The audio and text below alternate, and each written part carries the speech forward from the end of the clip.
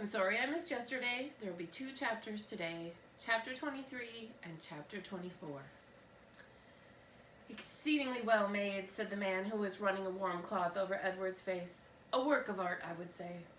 A surpassingly, unbelievably dirty work of art, but art nonetheless.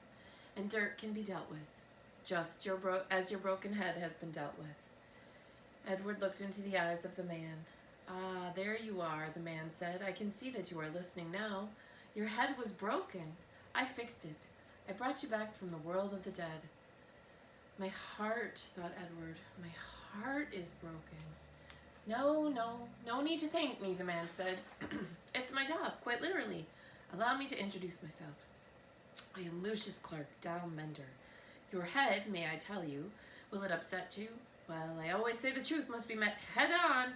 No pun intended. Your head, young sir, was in 21 pieces. 21 pieces, Edward repeated mindlessly. Lucius Clark nodded. 21, he said. All modesty aside, I must admit that a lesser doll mender without my skills might not have been able to rescue you. But let's not speak of what might have been. Let us speak instead of what is. You are whole. You have been pulled back from the brink of oblivion by your humble servant, Lucius Clark. And here Lucius Clark put his hand on his chest and bowed deeply over Edward. This was quite a speech to wake up to, and Edward lay on his back trying to absorb it. He was on a wooden table. He was in a room with sunshine pouring in from high windows. His head apparently had been in 21 pieces, and now was put back together into one. He was not wearing a red suit. In fact, he had no clothes on at all. He was naked again, and he did not have wings.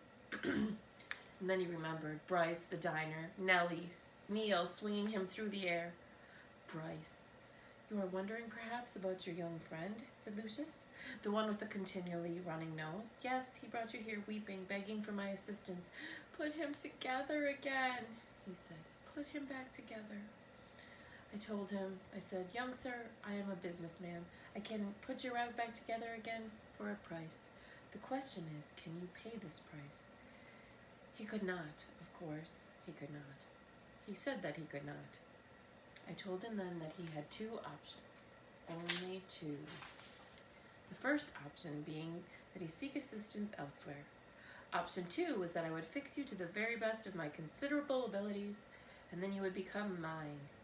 His no longer, but mine. Here Lucius fell silent. He nodded, agreeing with himself. 2 options only, he said, and your friend chose option 2.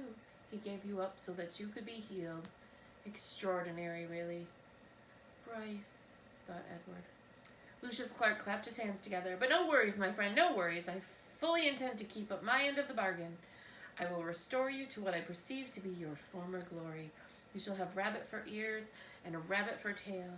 Your whiskers will be repaired and replaced, your eyes repainted to a bright and stunning blue. You will be clothed in the finest of suits. And then someday I will reap the return on my investment in you, all in good time. All in good time. In the doll business, we have a saying, there is real time and there is doll time. You, my friend, have entered doll time. Chapter 24. And so Edward Tulane was mended, put together again, cleaned and polished, dressed in an elegant suit, and placed on a high shelf for display. From this shelf, Edward could see the whole shop, Lucius Clark's workbench and the windows to the world outside, and the door that the customers used to enter and leave.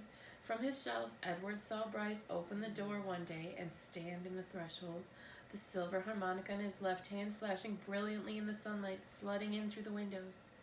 Young sir, said Lucius, I am afraid that we made a deal. Can't I see him? Asked Bryce. He wiped his hand across his nose, and the gesture filled Edward with a terrible feeling of love and loss. I just want to look at him.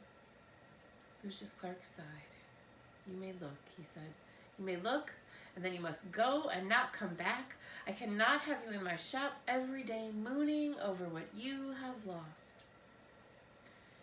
Yes, sir, said Bryce. Lucius sighed again. He got up from his workbench and went to Edward's shelf and picked him up and held him so that Bryce could see him. Hey, Jangles, said Bryce. You look good. The last time I seen you, you looked terrible. Your head was busted in and... He is put together again, said Lucius, as I promised you he would be. Bryce nodded. He wiped his hand across his nose.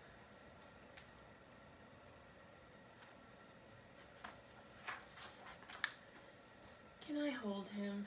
He asked. No, said Lucius. Bryce nodded again. Tell him goodbye, said Lucius Clark. He is repaired. He has been saved. Now you must tell him goodbye. Goodbye, said Bryce. Don't go, thought Edward. I won't be able to bear it if you go. And now you must leave, said Lucius Clark.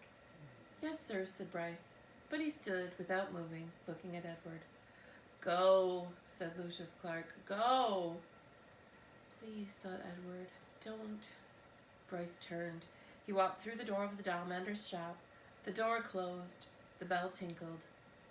And Edward was alone.